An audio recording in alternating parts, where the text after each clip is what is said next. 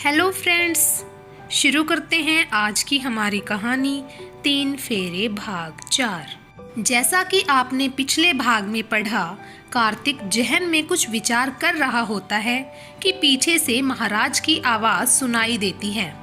कार्तिक, सभी लोग पीछे मुड़कर देखते हैं। महाराज कार्तिक को अपने पास बुलाते हैं और कहते हैं, आज दरबार में आए हो, आज ही पूछ लो, फिर ना जाने कब आना होगा। इतना सुनते ही कार्तिक विस्मित हो जाता है। वो ये सोचने पर मजबूर होता है कि महाराज ने उसके दिल की बात कैसे जान ली, लेकिन फिर भी हिम्मत करके कार्तिक बोलता है, महाराज आप तो अंतर्यामी हैं, आप तो जानते ही होंगे मेरे मन में मेरी शादी के लिए कुछ दुविधा है।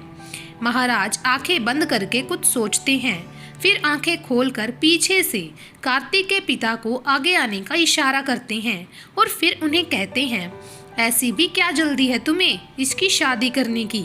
मेरी सलाह है थोड़ा रुक जाओ, अच्छा रिश्ता घर बैठे आएगा।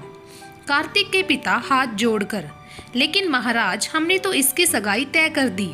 महाराज एक रहस्यमयी मुस्कान के साथ कार्तिक की ओर देखते हुए, सब बातें स्पष्ट रूप से बोली नहीं जाती, कुछ मर्यादा है मेरी इस चौकी की, बाकी तुम समझदार हो। कार्तिक इन बातों को सुनकर एकदम से भुचक्का रह जाता है। अंदर के सारे जज्बात आंसुओं के माध्यम से आंखों से बाहर उमड़ पड़ते हैं। कार्तिक की आंखें बड़ी हो जाती हैं। कार्तिक की अश्रुयुक्त आंखें महाराज की तरफ देखकर जैसे पूछ रही होती हैं, इसका कोई उपाय तो होगा, उसका कोई रास्ता तो बताएं। लेकिन महाराज उन प्रश्नवाचक आंखों के प्रश्न समझ जाते हैं और अपनी आंखें फेर कर अगले नंबर को बुला लेते हैं, जैसे कि वो कह रहे हों, इसका कोई हल नहीं। सभी लोग उठकर बाहर आ जाते हैं। उधर कार्तिक अपना सब कुछ इसी धाम पर लुटा आता है और उसके कदम जैसे लड़खड़ाने को होते हैं। एक कदम भी उठाना भारी होता है। वो हाथ जोड़े बार बार पीछे मुड़कर देखता है कि काश कोई आवाज़ उसे बुला ले, उसके बेचैन दिल को संभाल दे, लेकिन ऐसा नहीं होता, क्योंकि ऐसे ही एक दूसरे परिवार को महाराज कुछ बताने लग जाते हैं। इधर कार्तिक के अंकल बहुत खुश होते हैं। वो कार्तिक के पिता यानी मानव से हरिद्वार जाने के संबंध में बात कर रहे होते हैं और उनके बीच ये तय होता है कि एक बार वापस मुंबई पहुंचकर वहां से एरोप्लेन से ही हरिद्वार जाया जाए। लेकिन इन बातों से कार्तिक को कोई फर्क नहीं पड़ता। उसके लिए तो ये वक्त ही रुक जाता है। घड़ी की सुइयां जैसे एकदम मंद हो गई हो। सांस का आना और जाना साफ साफ सुनाई देने लगता है। हृदय की धड़कन की गति का मंद पड़ना सा महसूस होता है, क्योंकि कार्तिक का मन इस तिथि के लिए तैयार नहीं होता और वो जैसे चकित हो रहा होता है। इस वक्त बक बक करने वाले मन के पास कोई सवाल जवाब नहीं होता। गाड़ी वापस अपने गंतव्य की ओर बढ़ रही होती है। रास्ते में 2-3 बार गाड़ी रुकती है चाय नाश्ते के लिए, लेकिन कार्तिक कुछ भी नहीं लेता। पिताजी समझ जाते हैं कि कार्तिक निराश है महाराज की बातें सुनकर, लेकिन भाई के सामने वे ये सब बातें नहीं करना चाहते, इसीलिए चुप रहते हैं। पूरे रास्ते ड्राइवर महाराज के चमत्कारिक किस्सों की दास्तान कहता रहता है। सभी श्रद्धा से उसकी बातों को ध्यानपूर्वक सुनते हैं और इन सब के बीच विरक्त और वैरागी हो चुका कार्तिक भूख प्यासा ही सो जाता है। सुबह गाड़ी वापस मुंबई पहुंच जाती है। अंकल हेल्थ वापस पा लेते हैं। कार्तिक के पिता बिजनेस वापस पा लेते हैं। ड्राइवर वफादारी सिद्ध कर देता है, पर कार्तिक अपना सब कुछ लुटा आता है। कार्तिक और उसके पिता सुबह सुबह मुंबई पहुंच जाते हैं। सबसे पहले वो अंकल को उनके घर छोड़ते हैं और फिर अपने घर पहुंचते हैं।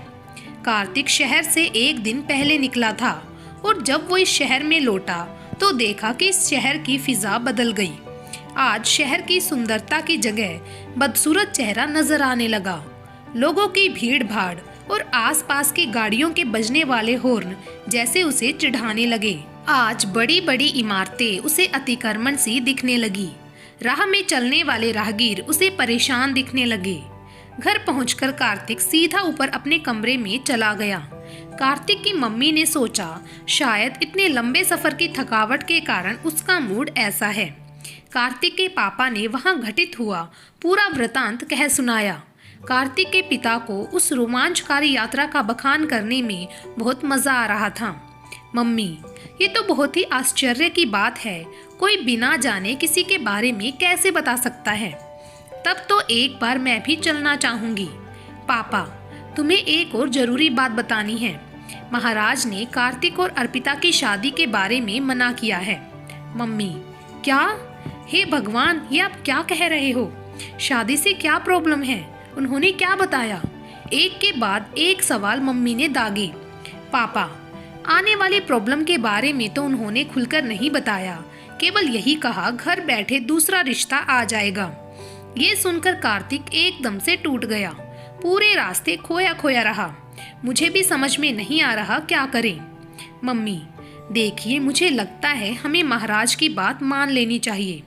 जिस तरह आप बता रहे हो वो तो दूरदृष्टि और ज्ञानी प्रतीत होते हैं। कहीं कुछ गलत हो गया तो हम जीवन भर अपने आप को माफ नहीं कर पाएंगे। आखिरकार हमारे बच्चे की जिंदगी का सवाल है, इसमें हमको चांस नहीं लेना चाहिए। हालांकि कल तक हम इन बातों को नहीं मानते थे, लेकिन फिर भी मैं अपने बच्चे के जीवन के साथ कोई चांस नहीं लूंगी। पापा, मुझे भी तुम्हारा कहा सही लगता है, कहीं कुछ ऊंच नीच हो गई तो? लेकिन कार्तिक से हमें जल्दी ही बात करनी होगी। मम्मी, हाँ, आज शाम को ही खाना खाने के बाद बात करते हैं। वहीं आज अर्पिता कार्तिक को बार बार फोन लगा रही थी, लेकिन वो फोन नहीं उठा रहा था। इससे उसको भी बहुत चिंता हो रही थी। आखिरकार अर्पिता ने मम्मी को फोन लगा दिया। अर्पिता का फोन देखकर एक बार तो मम्मी हैरान रह गई, फिर फोन उठाकर जवाब दिया। मम्मी, बेटा कार्तिक और उसके पापा किसी काम से राजस्थान गए थे और एक ही दिन में लौट आए, तो सफर की थकावट की वजह से शायद सो रहा होगा। मैं उसे तुम्हारे फोन के बारे में बता दूंगी। बेचारी मम्मी अपने आप को असहाय महसूस कर रही थी, लेकिन आखिर क्या करती। उधर ऊपर कार्तिक अपने कमरे में पागलों की तरह घूम रहा था। उसे समझ ही नहीं आ रहा था कि क्या करना है। एक तरफ से अर्पिता की सूरत नजर आ रही थी, तो दूसरी ओर महाराज की बात। शाम को मम्मी ने कार्तिक को खाने के लिए बुलाया। कार्तिक की बॉडी लैंग्वेज को देखकर ऐसा लग रहा था जैसे किसी सेनापति की सारी सेना का विनाश हो गया है और वो युद्ध भूमि से भाग आया है। एक ही दिन में बुढ़ापा आ गया था।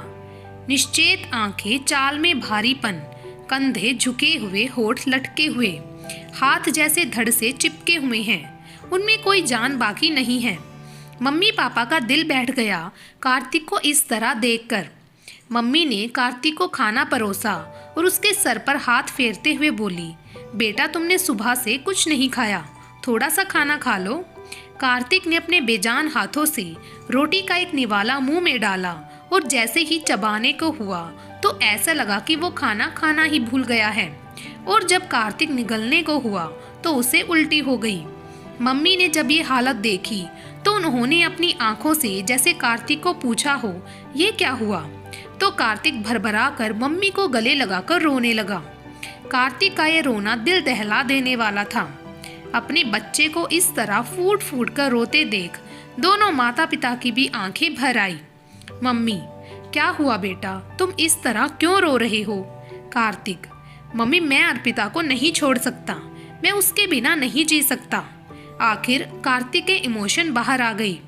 मम्मी समझदारी दिखाते हुए, नहीं बेटा, हम तुम्हें उसे छोड़ने का नहीं बोल रहे, ये तुम्हारा फैसला है, लेकिन तुम्हें भविष्य का भी ख्याल रखना है।